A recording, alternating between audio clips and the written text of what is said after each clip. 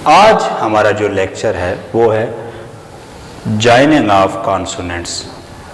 पहले हमने कॉन्सोनेंट्स पढ़ा कि 24 होते। जैसे इंग्लिश के अल्फ़ाबेट ए बी सी है, अकेली उनकी कोई अहमियत नहीं है। अब इंग्लिश के अल्फ़ाबेट ए बी सी है तो ये मिलकर ही कोई लफ्ज़ बनाते हैं। जैसे ये मिलके, अब ये आपस में मिले हैं तो हमें कोई बात समझ आई कि ये एक लफ्ज़ बनाया है इन्होंने मिलके। इसी तरह शॉर्ट हैंड के जो कॉन्सोनेंट्स हैं, जो हरूफ तहजी हैं, इनको भी मिला के लिखा जा सकता है आवाज़ के मुताबिक। इंग्लिश बोलते हुए जो गले से आवाज़ निकलती है, हम उन आवाज़ों को मिलाने के लिए कॉन्सोनेंट्स को आपस में मिला देते हैं और उसके रूल्स हैं कॉन्सोनेंट्स को मिलाने के। अपनी मर्जी से नहीं ज्वाइन किए जा सकते, उनको मिलाने के लिए इन रूल्स पे अमल करना जरूरी है। पहला रूल कि विदाउट लिफ्टिंग द पेन, कि जब भी स्ट्रोक्स को ज्वाइन करना है तो कलम को उठाना नहीं है। जैसे हम आम इंग्लिश लिखते हुए हम कलम मर्जी से उठा लेते, कभी उठा दिया कभी इकट्ठा लिखा। राइटिंग स्टाइल अपना अपना होता है इंग्लिश लिखते हुए। शॉर्ट हैंड में राइटिंग स्टाइल अपना नहीं इस्तेमाल किया जा सकता। रूल्स के मुताबिक ही हमने ज्वाइन करना है, रूल्स के मुताबिक कलम रखना है, रूल्स के मुताबिक उठाना है। तो इसका पहला जो रूल है ज्वाइनिंग का, कि जब आवाजों के मुताबिक हम कॉन्सोनेंट्स को मिलाएंगे तो पहला रूल कहता है कि हमने कलम उठानी नहीं है। कैसे? कि जब तक वो आवाजें, वो सिंबल्स मुकम्मल नहीं हो जाते जो हमने सुने, तब तक कलम नहीं उठानी। दूसरा रूल वो कहता है begin the second where the first end, कि जब पहला कॉन्सोनेंट खत्म होगा वहीं से दूसरा शुरू करना है। ये नहीं है कि कलम उठा लेनी। दूसरा rule begin the second where the first end, जिस जगह पहला स्ट्रोक खत्म हो वहीं से दूसरा शुरू होगा। तीसरा रूल के डायरेक्शन, बेशक ज्वाइनिंग आप करो जहां पहला खत्म हो रहा है वहीं से दूसरा, लेकिन किसी स्ट्रोक की डायरेक्शन चेंज नहीं होगी। तीसरा रूल नेवर स्टॉप, आउटलाइन लिखते वक्त किसी जगह पे आपने रुकना नहीं।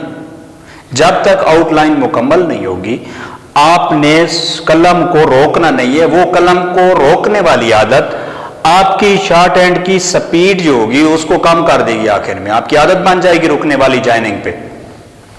तीसरा नेवर रिपीट, अगर किसी जगह पे पेंसिल की निब की वजह से कुछ अच्छी तरह से राइट नहीं हुआ, नजर नहीं आ रहा, या आपने स्ट्रेस कम ज्यादा कर दिया है और वो लिखा हुआ नहीं आया, तो आप उसको रिपीट नहीं करेंगे बल्कि दोबारा लिख देंगे। इन रूल्स को उसने क्यों बनाया, उसको फॉलो कैसे करना है, यह बात अभी मैं आपको मिसाल में बताता हूं। वो कहता है कि पी और चे को आपस में मिलाओ।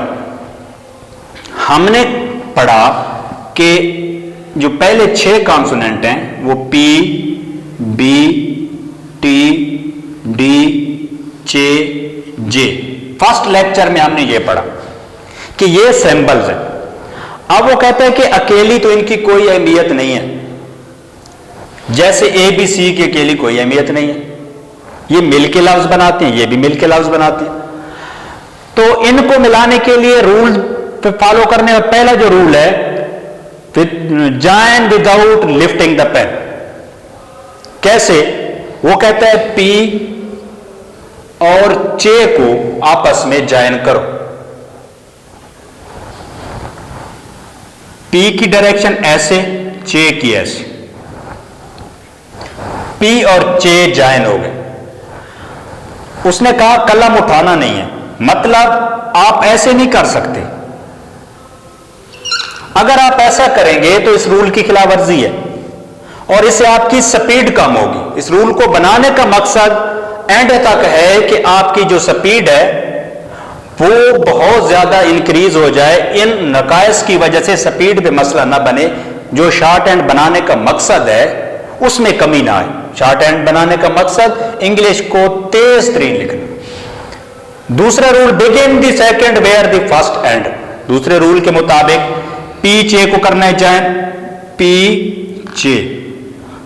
अब जहां पी खत्म हुआ वहीं से चे शुरू हुआ, इसकी डायरेक्शन प्रॉपर। हमने ऐसा नहीं किया कि हमने वहां से शुरू कर दिया और यहां के मिला दिया और ज्वाइन कर दिया, और नहीं, इस तरह ज्वाइन नहीं कर सकते। हमने जब ज्वाइन करना है तो जिस जगह पहला स्ट्रोक खत्म हो वहीं से दूसरा शुरू करना है। लेकिन तीसरा रूल कहता है कि बेशक ज्वाइन उसी तरह करो जिस तरह पहला खत्म होता है वहीं पे दूसरा, लेकिन उसकी सिमत ना बिगड़े। पीछे दोनों स्ट्रोक अपनी असल सिमत में। अब अगर आप ऐसे करें, कलम भी नहीं उठाया, देखा जाए तो चे लिखा भी इसी एंगल पे जाता है, एंगल वही है, लेकिन हमने गलती की है कि हम कलम को अपवर्ड लेकर गए। और ये जो ग्रुप है 6 कॉन्सोनेंट्स का, ये स्ट्रेट स्ट्रोक्स रिटर्न डाउनवर्ड हैं, इनकी जो सिमत है ऊपर से नीचे आनी है। हमेशा सिमत का ख्याल रखना है लिखते हुए, अपनी मर्जी नहीं कर सकते। तीसरा, नेवर स्टॉप। जब तक आउटलाइन मुकम्मल ना हो तो आपने स्टॉप नहीं करना। कैसे? पी, अब यहां रुक गए, कलम भी नहीं उठाया और फिर आपने चे लिखा, तो ये रूल्स के खिलाफ है। जब तक आउटलाइन मुकम्मल ना हो आप रुकेंगे नहीं। यहां पे रुकने का नुकसान यह होगा कि जब भी आप स्पीड लिख रहे होंगे तो यहां रुकेंगे तो सेकंड का जो कुछ हिस्सा आप जाया करोगे यहां पे, वो आपकी स्पीड पे असर डालेगा। तो पहले दिन से आदत यह हो कि यहां पे स्टॉप नहीं करना। Never repeat. जो 5वां रूल है कि आप स्पीड में लिख रहे हो और कोई आउटलाइन सही नहीं बनी, पीछे मुकम्मल नहीं बना, तो आप इस पे रिपीट करके ऐसे नहीं करोगे। अगर आप ऐसे करोगे, एक तो स्पीड कम हो जाएगी, दूसरा ये सारे हैवी हो जाएंगे, हैवी लाइट का फर्क खत्म हो जाएगा। आपने इसको काट देने, दोबारा आराम से लिख देने ताकि पढ़ने में गलती ना हो। अब इस ज्वाइनिंग से वो लफ्ज बनाता है। इसी तरह उसने बी और टी को ज्वाइन किया, ये बी और टी। फिर उसने टीपी को ज्वाइन किया, टी और पी। फिर चेपी को ज्वाइन किया, ये हो गई ज्वाइनिंग। अब उसने लफ्ज बनाए कि किस तरह इंग्लिश के लफ्ज जब बोले जाते हैं और गले से आवाजें हम सुनते हैं तो उनके मुताबिक हम कॉन्सोनेंट स्ट्रोक्स को ज्वाइन करते हैं। किस तरह? पहली मिसाल है लफ्ज के पेड। पेड में 2 आवाजें हैं, पी की और डी की। हमने इन रूल्स के मुताबिक ज्वाइनिंग की।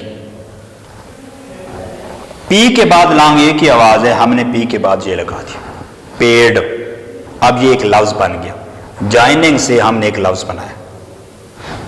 दूसरा लफ्ज है पेज।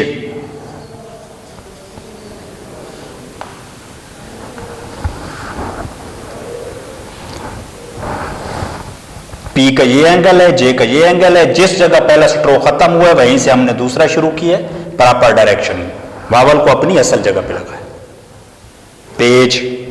अब तीसरा लफ्ज बेट।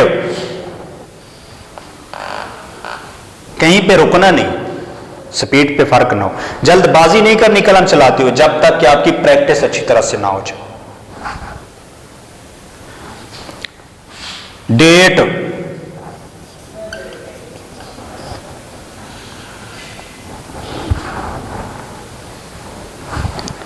तो ये था ज्वाइनिंग ऑफ कॉन्सोनेंट्स।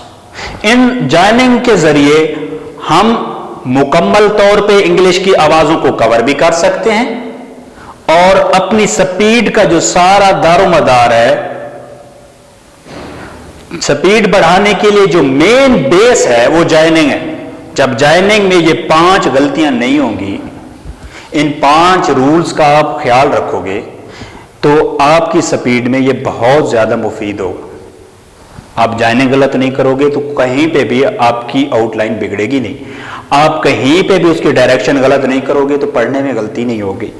कहीं पे भी आप इसको स्टॉप नहीं करोगे। अगर स्टॉप करोगे तो आपने सेकंड का कुछ हिस्सा जो रोका एक जॉइनिंग पे, 1 मिनट में आपने 100 लफ्ज लिखा, तो मतलब आपने वो 100 जगह पे वो वक्त जाय किया, तो मिला के आपकी स्पीड पे वो असर डालेगा। तो स्टॉप भी नहीं होना, कलम को रिपीट भी नहीं करना, ताकि जब आप आउटलाइन अपनी लिखी हुई पढ़ो तो आपको ये ना लगे कि मैंने लिखा क्या था, हैवी था या लाइट था। तो ये था हमारा आज का टॉपिक, जॉइनिंग ऑफ कॉन्सोनेंट्स। अल्लाह हाफिज़।